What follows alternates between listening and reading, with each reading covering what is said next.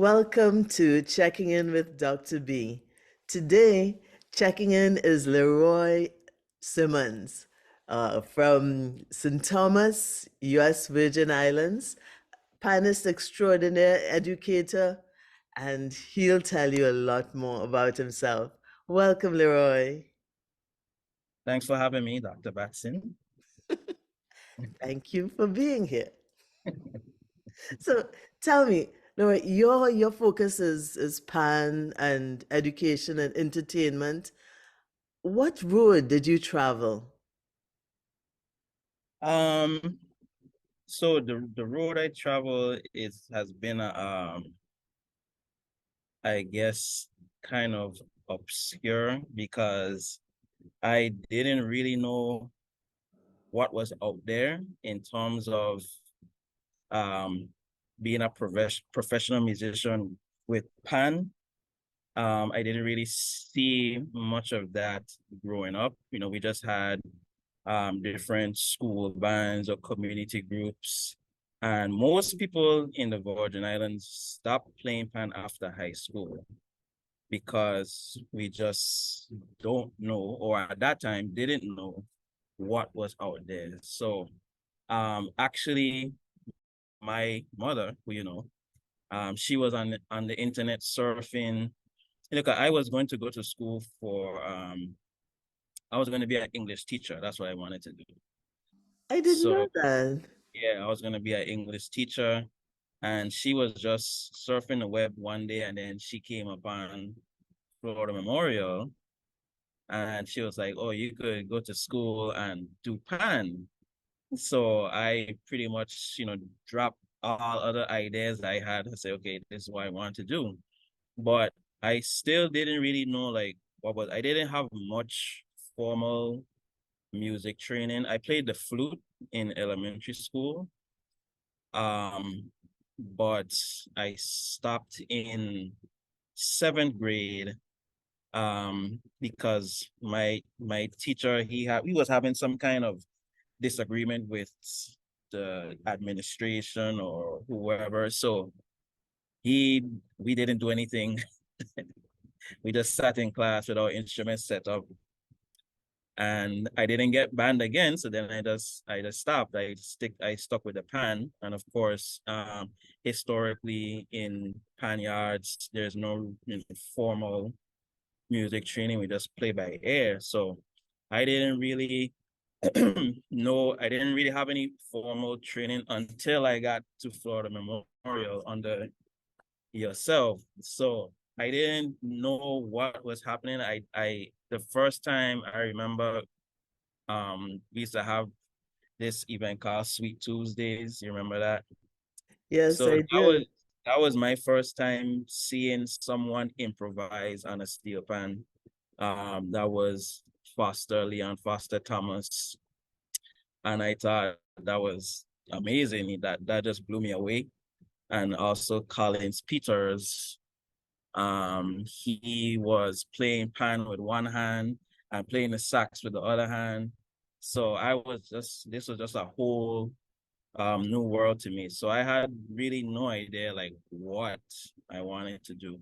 And then once I started learning, I figured that, I want to like arrange for a band, and I would just be an arranger. So I graduated, came back home, and started working at one of the high schools, Charlotte Amalia High School, and being the steel band director. And I was there for a while. And then my goal was to be an arranger for Rising Stars, which for those who don't know, it's it's an after school program focusing on at-risk youth, and those who may be potentially dropping out, or not. I mean, now it's kind of open to everybody, but that's how it started. So, and it's a very prestigious band. They travel to Taiwan and Japan and Trinidad and California. They played in Carnegie Hall, played in Lincoln Center. So like that's what I wanted to do. So I wanted to be a part of that, as well as arrange in Trinidad, like during my free time, for like a big band panorama type thing. Um, and then I got to do some of that. I did get to arrange for the junior panorama in Trinidad. But then, I started to get interested in performing more, which, I could play, but performing wasn't really what I wanted to do, even though I could do it. But just like I do it if I have to, like one of those, if Dr. Batson calls on you, then you play. But if not, you just chill kind of thing. Um, so then I started to like get into jazz. I gotten some exposure from Mr. Mustafa, of course, Melton Mustafa, jazz legend. I was in a jazz band at Florida Memorial for a few semesters, but I didn't I liked it, but I wasn't really like into it. It fascinated me because of the improvisation and how you could just take these ideas out of thin air and just make it happen on the spot. And seeing people like Leon Foster Thomas and Iman Pascal and Kareem Thompson and Paul Charles, um, it inspired me to pursue that even more. So even when I wasn't really pursuing jazz, I would still practice, to kind of see um what I could do or ways that I could improve. But I would never call, even now, I wouldn't call myself a jazz performer, jazz musician, really.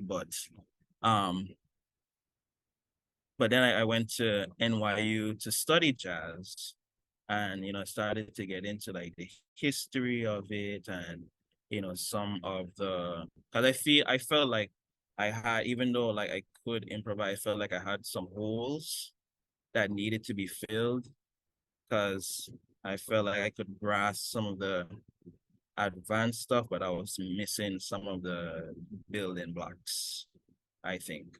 So I started pursuing that, to be more a performer and not to close off myself from anything. If somebody wanted me to play jazz, I could do that. If you wanted me to arrange for a band, I could do that. If you wanted me to play classical, I could do that. So I just try to not limit myself, because in the past I just wanted to arrange and that was it. So my journey has been kind of all over the place. So I don't know if I answered the question or not, but Yes, yes. Now I'm interested in well, a number of things that you said, but when you went to New York, what really stood out to you when you were at NYU? just the level of talent that was there, because I found like a lot of the students who were in the master's program were doing jazz for a long time before they got there. So me coming in now, I felt like I was playing catch up, because I was kind of informally studying it on my own, but didn't really have uh, a, um, a teacher on a regular basis at that time. So I felt I was playing catch up, but the level of musicians there, um, it was really, really high. And I just like, well, New York that's where everybody goes. So that it was a little intimidating, to be honest. But through a lot of practice and prayer, um, it was a good experience. I wouldn't trade it for the world. Yeah. It seems to me, because you said that you weren't really a jazz player at first, and then in both in Florida and New York, you were around people who were into jazz. But still, it seems that you have a kind of determination when you want to do something. Talk about a little bit about that. What pushes you forward? I always had a drive to just be the best.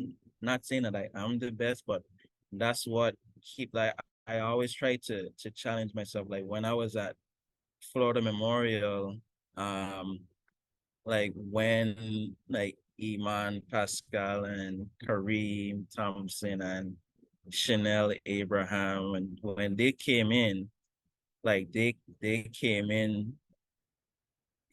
at like a level that I thought that I needed to get to. So they inspire me to keep practicing.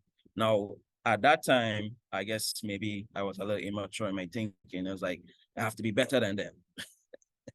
So I would be in the music building, practicing, and we were all friends and cool and whatnot. But um, still, I felt like, yeah, I have to be better than them. I have to play faster. I have to, do this and do that. And that was my immature thinking. But um, now I just try to be a better version of myself. So each day I try to be better than I was the day before, and just for me to be prepared for anything. So if I have to, play with, whoever, I would feel comfortable that I'm not lagging or slowing them down or anything like that. So just that desire to be the best that I could be, not to be better than anybody else, but to be the best that I could be, that's what really pushes me. I like that. To be the best that you could be. That I think all of us could aspire to, because it gives you that powerful drive. You Yeah. spoke a little bit about rising stars. How Mm-hmm. who was the person behind that idea of using Pan to help at-risk youth? Mm-hmm. So that idea was from the judge at the time in 1981. His name was Vern Hodge. So he was a chief judge of the territorial court at that time. So he found that a lot of people that were coming before him were, high school dropouts, young people getting into trouble and stuff. So he created the problem to kind of curb that. So for them to not get in the system. So it's like a preventative thing. So they have something to do. They have instructors mentoring them. They have tutorials. They have a ride home, after practice is over. So they have all these things. So it's like a community really surrounding them, to really keep them out of trouble. So that was Vern Hodge. Um, so it's been what 40 something years now, and the program is still going. That's amazing. And it has expanded not only to at-risk youth, but to a program where people are not literally fighting, but they want to get into it because it's so prestigious. Yeah, yeah. And there's the program has expanded to the St. Croix district as well. So since 2007. So Yeah. how many are involved with the program now, would you say? How many students? Hmm. Yes. Um, I would say over 100 at least. Yeah, I would say over 100. Mm-hmm. And do they St. still? Croix district maybe a little bit less, but and the numbers have been kind of down since because we had two category 5 hurricanes and COVID and whatnot. But historically that's been about the number 100 As you plus. spoke about the hurricanes and COVID, how have things been since you've returned? They've been okay. It's been rough for sure. Um, I would say for the students more so because some of them it was like a 5-year stretch of not being in a classroom. Yeah, so it's been really rough. So we had the hurricanes, and the schools were damaged. So children, oh, sorry, I have a motion sensor light. So I have to move every once in a while. But yeah, so the schools were damaged, and they were out for a while, and then it kind of came back. They were just coming back, and then COVID happened. So then we were online. So it's been a 5-year stretch of uncertainty, and that has definitely um affected them physically, mentally, emotionally, spiritually, everything. So it's been a challenge to really try to get them back, from where they were. How have you approached it? Because you're in the schools as well now. Yeah, I'm actually working full time at a middle school, Bertha Seba Shelter Middle School. So that they just need love, and they need somebody to really hold them accountable because they have not had that for 5 years. So you Yes. really have to like hold them. Okay, we're gonna do this. We're gonna do that. This is what you're not going to do. Yeah, and this is what you're going to do, and just really, and of course you give them grace, mercy, all that good stuff. But there has to be like cause and effect, consequences for your actions, that kind of stuff. And I think they respect that because those who were not getting that, they most of the time just come around, somehow. I think especially at those that middle school age. Yeah, But I love that. Love, grace, mercy, and holding them accountable. I like yeah, that. yeah. Wow. So how have you incorporated the music with that, with everything that you're doing? Um, just gotta pace myself. Try to um yeah, just pace myself because when I teach and then I may do gigs, performances, arrange for different bands. I really have to try to prioritize, now having a family that's even more priority. So, and like I always tell my wife, if I have to turn down a gig for whatever reason, like, you know, they come and they go. So most of the time, I might be like, okay, sorry, I can't do this, and then somebody else calls or something that I can do. So I try not to worry about it. I think once I have my priority straight, everything works out. Yes, it's true. Because having a little one, because you have a new baby at Mhm. home and with your wife, you have to have that balance. Yeah. Where do you see the music in the Virgin Islands now and maybe in the next few years? Now I think because it's kind of hard to say because the Virgin Islands is such a melting pot. You have people coming from literally all over. So, and there's like something for everybody. So you have, people coming from the mainland who may be into country or jazz, and then you have like the more local music, and then you have music from other islands and whatnot. But I would say as far as jazz is concerned, I think it's doing really well, because you have people like Dion Parson who um he played with like a lot of jazz legend. He still plays with them, but he's actually the chairperson of the University of the Virgin Islands. So he is, bringing up the next generation, and but he has a youth ensemble as well. So he is training them from young, and now some of the older ones, he calls them for gigs, So I think jazz is doing really well. I think we people are starting to appreciate it more, maybe because they see local people playing at the high level.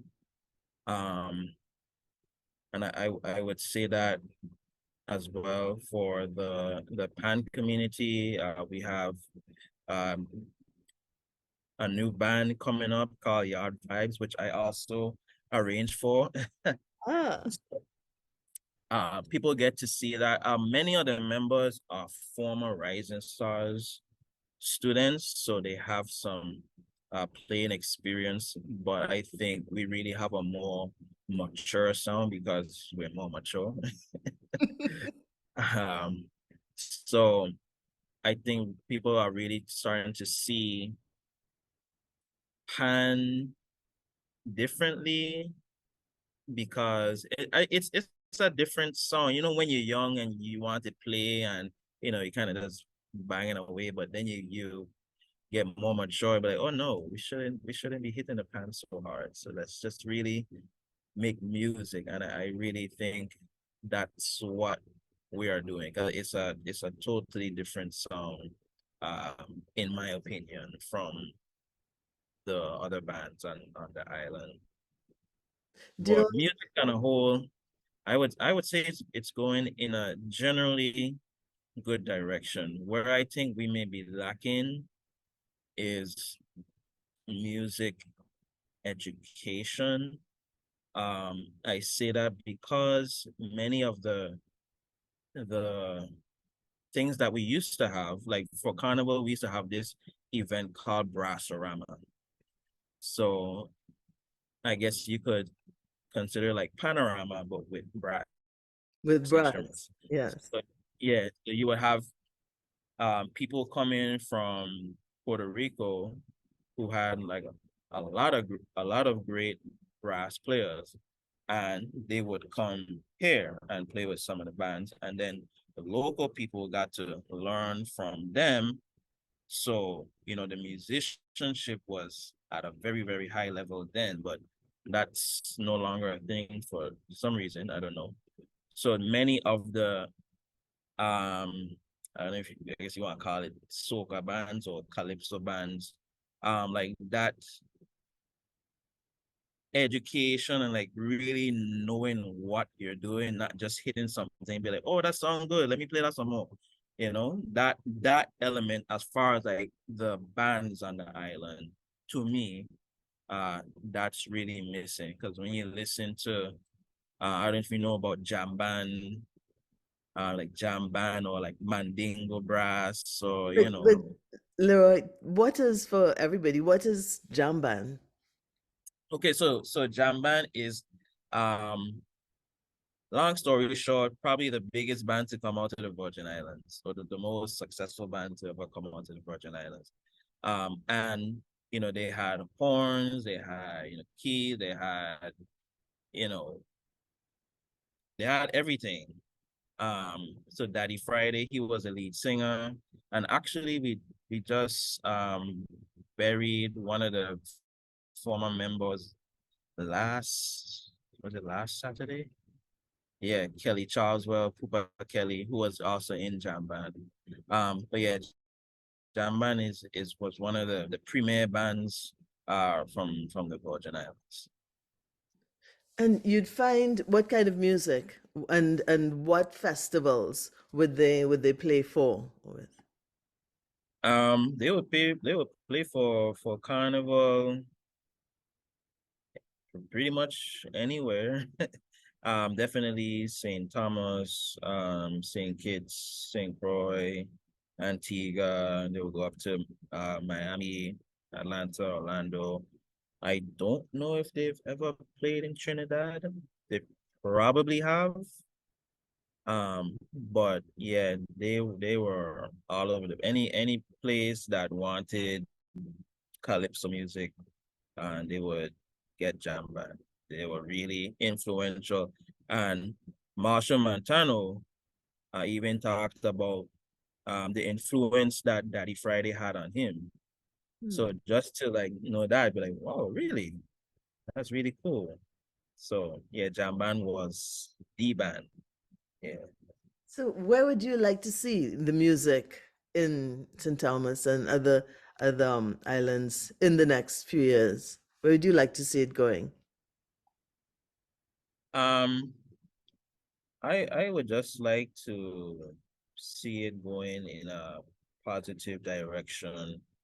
In terms of the music, I would like to see people know what they're playing. Um, and nothing wrong with playing by ear. I play by ear too, but I would like to see people like really try to discover something new. Like I would like to see people in that mode of discovery and not just doing something because other people like it. And that's important because, you want people to listen to your music, but I think that shouldn't be your sole motivation. So I would like to see like more discovery. I would like to see people really like understand what they're doing. I would like to see I would like to see music be more accessible, to be honest, not just shake it, drink your rum. I mean, that has its place for some people, but to me, um, a lot of times after carnival, you don't really hear the music anymore because it's not accessible, and we're such a tourist oriented place. If people who are not from here um can access that music and it's something that they could relate to, Right. you can have your one or two wherever song, but if you have something that everybody maybe could relate to, I think um that could put us on the map Hmm. because When now you, everybody can. when you say it's not accessible, do you mean that the bands aren't playing it or the music of the country, or it's not played No, on? I mean that um it's not accessible to people who wouldn't normally listen to a certain kind of music. Not everybody want to hear, bend over and all of that. Not everybody wants to hear that. So that's to, like when you think of all the people that's out there, the people who want to hear that it's a very small group. It's a minority. So when I say accessible, you could, talk about like, okay, so like voice is a good example. So he sings about different things, during carnival. Everything is not about drinking rum. Everything is not about, shaking it. And he's very successful. So we have songs like Cheers to Life, that just cheers to life. You Yeah, have Far From Finish, he's far from finish. He started here, now he's here, but now he's far from finish. So to right. me, that's like anybody, like a child could appreciate that. I'm far from finished. He's thankful for the people who help him to get to this point, but he's not done yet. That's to me, like that's something that's accessible to everybody. Everybody could relate to that. It's a That's what I mean. universal story. Yes, universal. That's a better word. Universal. Yeah. So does the University of the Virgin Islands, do they have a music program? You spoke about the music program. Is steel band part of the music program there?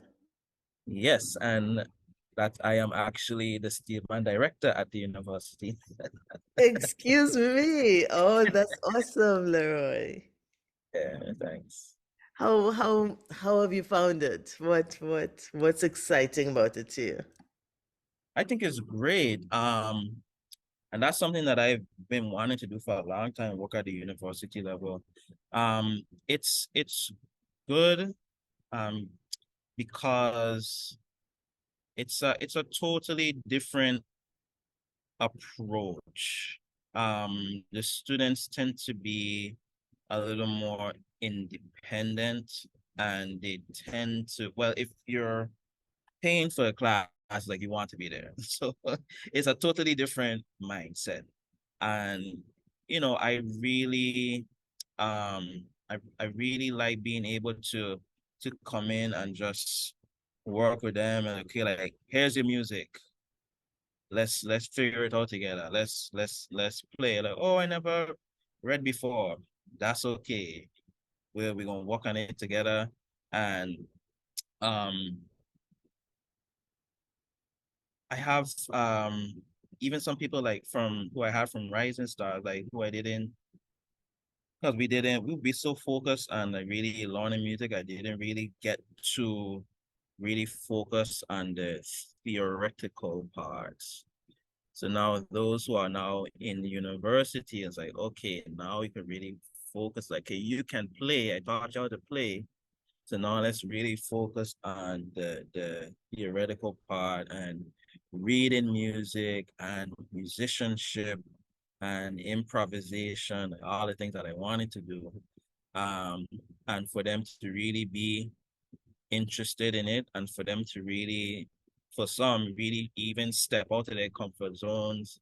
And some of them are arranging music now, and just to see, dude, that's the biggest reward for me, because some of them I had from middle school, and now to see them in a university, and just to see that development from then to all the way then, that's been really special. Yeah. That is because you've seen the arc of their Mhm. development, as you said. Yeah. That is Yep. beautiful. Yep.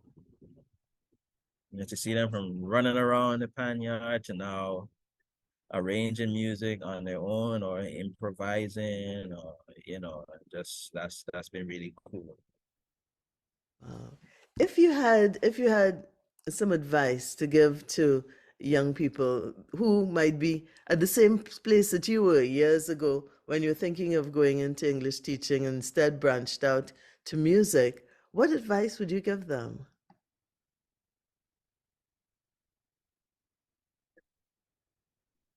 You're breaking up a little bit. Oh, yes, we got stuck for a second there. I was asking if you were to give advice to a musician or a young person who is at the same place that you were years ago, deciding whether to go into teaching English or branching out and doing music, what advice would you give them? um just don't give up, take it one day at a time, have a plan.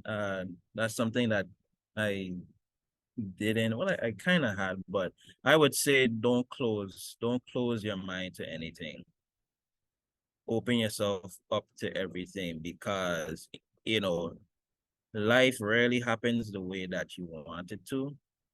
And if you kind of prepare yourself for different things, um you'll be ready, for when you eventually change your mind. Like, okay, I want to do some playing too, I want to do this, I want to do that, I want to arrange, I want to do this. So I would say just yeah, be open-minded, because you never know what opportunities are gonna come your way. You may say you want to arrange for, whatever steel band, and next thing you know, you might get to, compose a song for a movie or something. But if you closed off your mind, you would have never learned how to do that. So I would say just be open to everything. That's one of the things I learned at NYU also, to learn that a lot of the many of the jazz musicians, like, they wrote songs for TV shows and movies. And I was like, really? And they were like, yeah, we weren't making any money playing jazz. So, I would say just, keep an open mind, don't close your mind to anything. Keep an open mind. And Mhm. in your journey, where do you see yourself in the next 5, 10, 15 years? I see myself, And I've been thinking about this lately because, life I got so busy, I just kind of, but I see myself arranging for a big band in Trinidad again. I kind of let it go, just not I could because I went to school and life, but now I starting to like really focus on that again. So I see myself doing that, and well, not only in Trinidad, but just panoramas around the world. I see myself like just arranging for different bands and networking with people, meeting people,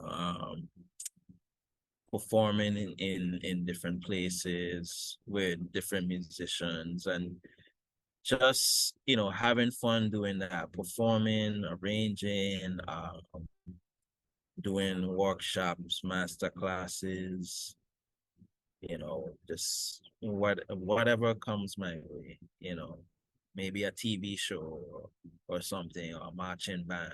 So just really like putting my skills to use. But yeah, big band in Trinidad, that's like, to me, that's the penultimate thing that I want to do. That sounds like a plan that will come to fruition. Right. Sounds like you'll be there and you'll be doing it. Yeah.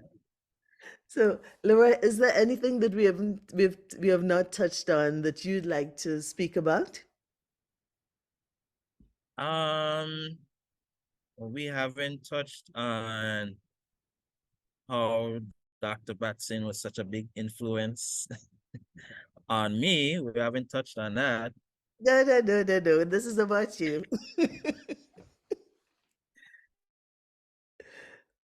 I mean, seriously, if it wasn't for you, I probably wouldn't be where I am today. So I definitely want to thank you um for being, being you. Because I came in with nothing. I came in with no knowledge. I was a blank slate, and you just, filled my brain with everything imaginable. So Thank you for being you, Laura, because your spirit is such a spirit of warmth and giving that I'm sure anybody listening or looking at this can feel the the kind of genius humility that you have. It's and it's beautiful. thank you. So one thing I wanted to ask in terms of your journey, is there anything that you would have done differently? Anything that I've done differently? Um, I would have just, you know, opened my mind to everything all year. That's the only thing I would have done differently. I would have not been so I wouldn't have had a one track mind. Like, okay, this is what is gonna happen, because I really don't, you have no control over what really happens in your life. So I would have made sure that I was prepared for everything. But if I did that, life would be totally different. So I'm gonna say I would have done nothing differently. I like that because you can use that insight for the rest of life. Yeah, yeah, Oh, Laura, it's been wonderful, wonderful speaking with you. yeah. And I want to wish you all the best and thank you for checking in. Thank you. Thank you for having me. And I hope to see you in person at some point Ah, soon. I hope so. I hope so because I have to see the little one while she's Yeah, still little. yeah, for sure, for sure. Well, again, take good care. All right, you too, Dr. B. Welcome to Checking In with Dr. B. In addition to our video podcast, we invite you to join our Jumpstart network at keepyourjoyandrise.com. There you'll have access to questions and answers with our guests, virtual meetups, and opportunities to suggest and participate in workshops and spur-of-the-moment talk and jam sessions. We are creating a community of positive thinkers and doers. Come join.